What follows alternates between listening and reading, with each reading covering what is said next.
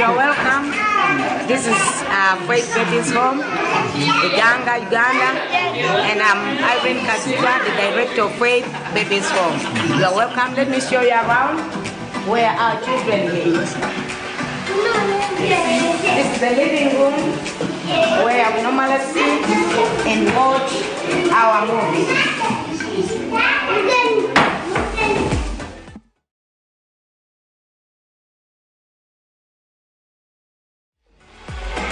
Where our children come for treatments, and when they are sick, this is the bed where they lie on. Maybe sometimes they're getting like being put on drip, so this is the bed they use for more for that treatment. This is the shelf where we always put our medicine, and then part of the medicine is being put on the other side, this shelf too. So we want to thank God so much for my twin that He has blessed us with the medicine this week. We appreciate God and we are saying God bless you so much. And the way we get this medicine, we don't have money at cash to buy the medicine, but we normally go to the pharmacy.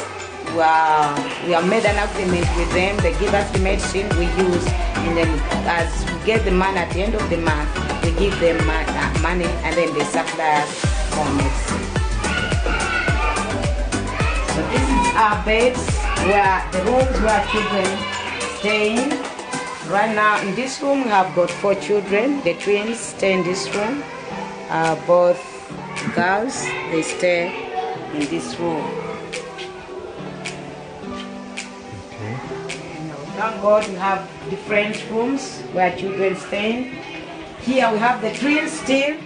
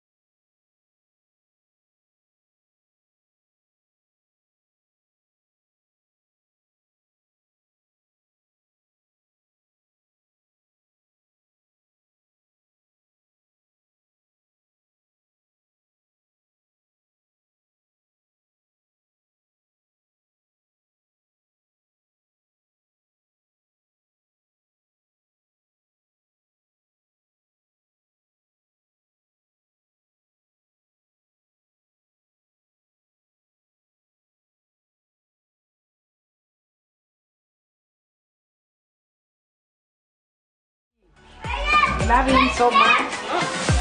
We also have another room with another mama here, sleeping down with her baby.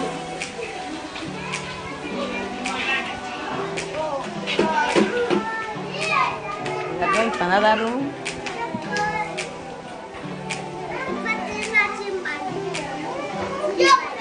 It's again another room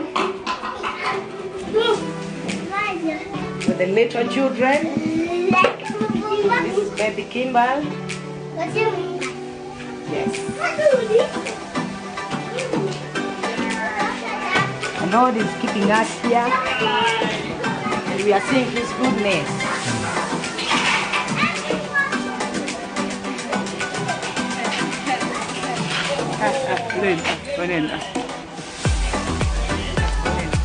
He's one of our babies here.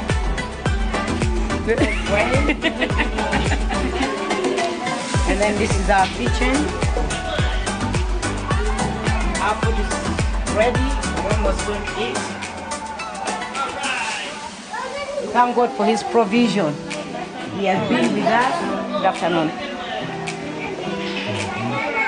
So we appreciate God for You get together more, please. So we see the administration.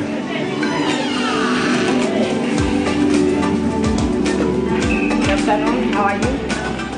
Yes.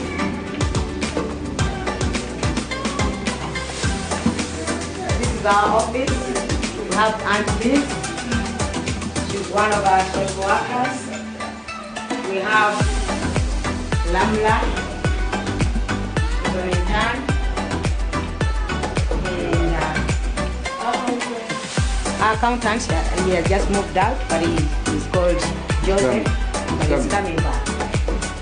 Yes, and then the press, our program director, and then Mr. Kaziba, one of the directors of Faith Babies Home, and Irene Kaziba.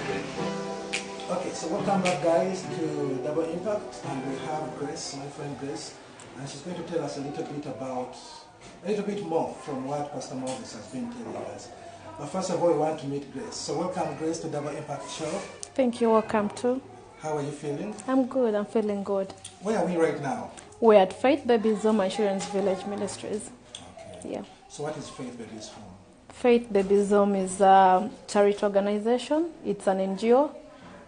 We basically work with children. We work with children from 0 to 17 years of age. And we work with different categories of children. We work with abandoned children. We work with abused children. We work with orphaned. We work with teenage pregnancy girls.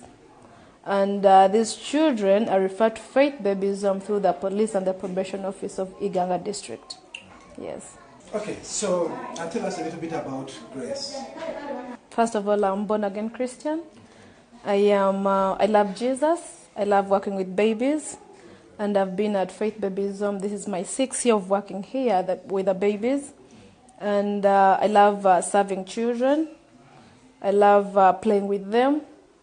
I love reading the Bible, and I enjoy teaching the children Bible study. Every evening at Faith Babies Home, we do Bible studies with the children. Yeah. Okay. So what is your role then here at Faith Babies Home? My role at Faith Babies Home, I'm a program director, and in the government creature, I'm a warden. And I'm the head of the administration, and I have to monitor and see everything that is Faith Babies Home is in the right procedure. Okay. The children are safe, the workers are doing well, everything is working on in a rightful way. Okay. Okay, then tell us a bit about the setup. We've seen some children around, we've also seen some ladies. Who are these ladies? We know the children, but who are these ladies? We have the ladies, we have different workers around. We have, you've seen some of the social workers around. You've seen the nurses around. You've seen the care mamas around. These care mamas these are people who are employed at Faith Babies Home to care for children. As I told you, we have different categories of children. So these children have a custody around. They sleep around. So these mamas are permanent mothers for them. Then we have volunteers around that come to help with the work around, like washing, carrying the babies, feeding them. Then we also have cooks, and we have different workers around, the accountants and the security people. Okay, so we know about the children, we know about the mamas and the different stuff you have here. So what is the normal day like for these children when they wake up? What do they do? What do they do? What do they do? Okay. The normal day life at Faith Babies Home is when they wake up, we have children of different age groups. Okay. So different age groups have different activities they do. And when these babies wake up, first thing we teach them is to pray to God. Those that are a bit around 4 years, 5, 6 and above, they teach them how to lay, to make their beds, and that is training that we give them. Then these babies, of course their mamas take care of that, and they shower them. If it's school time, they get ready. Those that are school going get ready to go to school. And those that don't go to school, they start definitely with feeding. We have potty training for them, and they do feed the babies. That's the only activity they do the whole day is feeding the whole day. Then let me talk about the other group of children. If it's school time, after school, They do have their meals around at the baby's home. We have the school just outside the baby's home gate. So they have their meals from breakfast until evening. They, after school, we do homework with them. That is around our after lunch. That is around like 1 or 2. They do homework with the children that have just left school. Then after homework, they will have their lunch. They will go to sleep. It's nap time. So at around 2 to 3 it's nap time. 4 they wake up. They have a snack, porridge, and some snack they have to take. Then around 5 they do take a shower, and we start our evening Bible lessons every day and prayers. So, and they do these remaining hours. They have television. They watch. There's entertainment around. Even after prayers, dinner time, then entertainment. They watch cartoons. They do a different thing. That is during the school time as schedule. Then weekends, during the school time program on weekends, we do some activities with them. We do shading. We do sports. We have a sports there with the children. Yeah. Because we believe that is something that can activate, also helps with their cognitive, with their growing. So we do some sports. We have some activities. We carry out like Bible quiz. We do shading. We do dancing. We put music, and they shouldn't learn to dance. Like something that keeps them active. We do movie nights with them. We do popcorns. Different activities that we do with the children to engage them, that makes them get excited. Then every Sunday is church day. During COVID, we used to have churches in our premises at the baby's home, but because now COVID has ceased a little, we do church we go to church, and church is just nearby the baby's home. So every Sunday is church days with the children, and also during church days there are activities we carry out with children according to the topics that they were taught at church. So we do the shading, the Bible quizzes, depending on the age groups of different children. So basically those are some of the activities we do with them during school days. In holidays, it's they still, since they are around from morning up to evening, when they wake up, they take their showers, they eat, they do anything a child would do during the time around. They watch TVs. Then during holidays, we always have activities like swimming. This is something we don't want our children, when they go to school and they hear a child saying, my mother took me for swimming. And most of our children we take care of here in baby's home are abandoned children. So we want them not to feel bad that they're missing out on something. How come we're not going for swimming? So we have activities like swimming with them. We take them for swimming. We have activities that we take them like the zoo. They learn to like Wonder World. Those are some of the things we try to do. Some like in the zoo to learn about to learn about animals.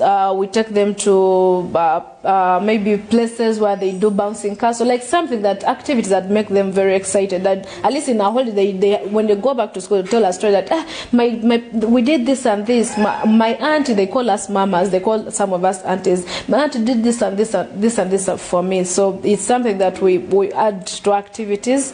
Our sports day is also among the activities that we do, and some of the activities too we do Bible study. Bible study is a must, since we are a Christian-based organization. We believe in prayer. We believe in Christ. We believe that when you train up these children, when they grow up, they will not depart from what we have trained them. So Bible study is something that we emphasize, and it also helps them in school, because when in a Ugandan syllabus, we understand they have the CRE, so it helps them in school, because we may teach them something here, and when they go to school, it's the same thing, so it will help them to pass their exams. So it's something that we are impacting so much in our children here at Faith Baby's Home.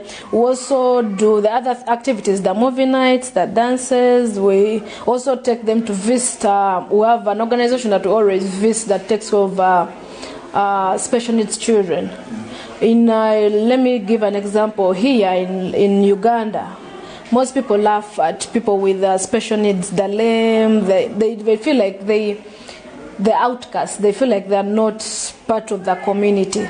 So we train our children that these people are also part of them. They are brothers, they are sisters, they are normal human beings. There's nothing different from them. What these children can do, so these other special needs can also do. So we also take them to such places to expose, to eat with them. Actually, we always pay some funds to cook for our children lunch. So when those children are eating, our children are also eating with them. Like something they associate, they socialize with them. There's something that they grow up knowing that this human being is the same as me.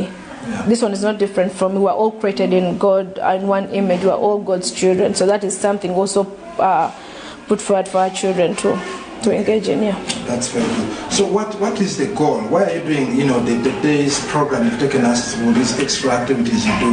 What are you trying to achieve? What we're trying to achieve from our daily activities, first, let me talk about the Christianity bit. We want to train these children to be Christians because we're a Christian-based organization. We also want these children to grow up knowing Jesus, to grow up knowing the Bible, to grow up knowing what God has done for them. When we get children who are, let me first talk about children who are not of the same faith with us, they stay in their faith. Because even the government tells us children who are in the same faith with you, they have to stay in their faith. Yes. So those that are abandoned, day one, we believe they are Christians because we don't know their social background. Yeah. So those are the ones that are trained in our faith and they go to church and they do the Bible study. And reason why we're doing this, we're training leaders. Yeah. So tomorrow we'll have the same leaders. Yeah. If we leave this place, because me I will not be permanent at Faith Babies Home. If I leave, I'll have one of our children coming to work here and train the same system that they found. So we want to train Christian leaders, Christian children that are going to impact the same even to their fellow children at school. To share, we teach them sharing. Sharing is part of life, to learn to share with one another. So those are some of the goals we teach them to behave well with others, to love one another, to share and to impact good leaders. Okay. Yeah, then when why we help these children, why they're in our custody, I will still go back to the Bible that says, when I didn't have food, you gave me food. Yes. When I didn't have shelter, you gave me shelter. When I didn't have a cloth, you gave me a cloth. So basically, we are serving God. Yeah. These children are leaders of tomorrow. We don't know. We may be this child may be here today, but tomorrow may be a doctor. Yeah. Tomorrow may be a president. Tomorrow may be someone important in Uganda, in our community, that will bring a big impact and change the community. So these children being here, we are literally serving God, and that is the biggest impact we are looking into them, is them to be to change the Uganda of tomorrow, to be the doctors of tomorrow, to be the leaders of tomorrow. And this is coming up through the different services that are offered at the Babies Home, like education. They're given education that is pursuing their careers. In future, they will become doctors, they will become nurses, they will become lawyers, and they will bring change to the community and to change the change of Uganda. And also looking at the health. When we don't give the children health, it will affect them. They will live and die. Yeah. So the services offered here, we give them the health service, the health service. So it helps them not to die. Yeah. They are getting services and they are becoming healthy day and day. So those are some of the things we look at. We're looking at the future of tomorrow. We're not looking at now. Okay. So let's talk a bit about the challenges you face to run this facility. Maybe 2 or 3. Okay. The biggest challenges we face, first I'll talk about the health challenge. It's one of the biggest challenges around, because we get children from different backgrounds.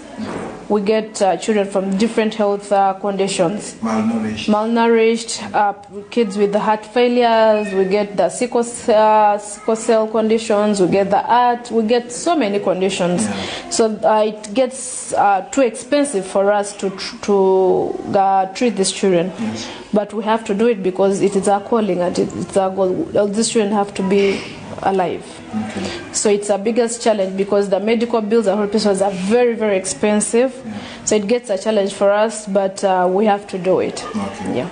And challenge number 2, that's the biggest. Yeah, that's the biggest challenge is the health. Challenge number 2 is we get children, as I told you, we have children of different backgrounds. We have children that we get temporary custody, but they have families. And with time, we reunify them to those families. Like we can get a child who is abused. I can give an example of that. And the government has brought this child in our custody. After 2 or 3 months or a year or 2 years, we reunify this kid back to the family. So our biggest challenge is families are not ready to receive these children. They're not ready. Some of them have denied their responsibilities. They feel like when the children are here, we don't need them anymore. Some of these children, probably these parents were charged cases of maybe child abuse. They have been in prison for some time. So it's a biggest challenge for the organization to reunify these children back to their families. Because the families don't want them. The families don't want them. The families have denied their responsibilities. The families probably are bitter, or they remember whatever situation they went to, that maybe they were charged a case of something about the child. So it has become a big challenge to us to reunify back these children. And most families also cut off communication. We don't know where they are, the numbers they left us with, we try tracing them. So it's a big challenge for us as the organization. Okay, and number 3? A number 3 challenge that we face is the education bit of challenge. I told you we get children every now and then. Every time we get children that come in the organization. So you find a child is probably 10 years or 6 years, but the child has never been to school. And it gets a challenge for this child to go to school, and maybe they're putting the child in baby class to start from the very start. The child is in babies and they feel out of place. So it becomes also a challenge to us that we have to involve in private tutors to come and teach these children, to come and tutor them so that they can be to a level they're supposed to be at. And it gets a challenge that it gets hard for them to catch up all the lessons, and the education is a bit declined. But it's a challenge, but we manage to go through it. So now let me ask you specifically about Memo, because you're trying to support what she's doing here. So she shows up, good friends of yours now, and she, through her friends, together with her friends, they got us some first aid boxes. So how has that been? How has it been helping? I really want to thank Momo for everything they've given to us. We are really, really grateful, and we pray for more blessings for Momo. We'll talk about the first aid. The first aid has been very, very helpful to us. We have, they bring so many packages in the first aid. First, we didn't have anything. We didn't have an idea where we can even pick a bandage, anything for that, to start up with the children, to do anything about medication. They came up with the idea, and we have really built on the idea they came with. The medication they bring has really been very, very effective to our children. It has really been so helpful, and we really thank you for the good work you're doing in Uganda. We thank you for everything you have supplied us with. It has really been of help. We have used each and everything. I remember whenever we get less of surplus, I always communicate to Mama Macho, and I'm like, when you come to Uganda, please bring for us this and this. Please do for us this and this. Basically, what you're doing is really, really a great help. It is helping our children. The medicine of malaria, mosquitoes are everywhere here, but the medicine has really been helped. It has helped our children. Children are not dying of malaria because we have medicine stocked from Momo that they bring for malaria. We have the oils, the essential oils, so everything is really used and very helpful, and it always comes at the right time when we need them. Okay, any parting remarks for people, especially those who abandon children? We always go on air to communicate to communities. Instead of you abandoning a child, I think it would be a great idea to go to police or probation and tell them, I don't have help. I don't have assistance or someone to keep my baby. Can you help me keep this baby? We can receive the baby in a very safe way, and this baby, finally, we know the baby has a family. Because of circumstances, the baby was brought to us, and we can keep the baby for a temporary custody. But abandoning this child, the circumstances we find this child, it's really terrifying. It's really not good. It's really not human. So I call upon all families or people, please, we should not abandon these babies. This is our blood. These are human beings. These are children. They are innocent. You always just have to find the right people to care for the children instead of abandoning them. And that people out there who are trying to help, anyway they are trying, like you're helping children.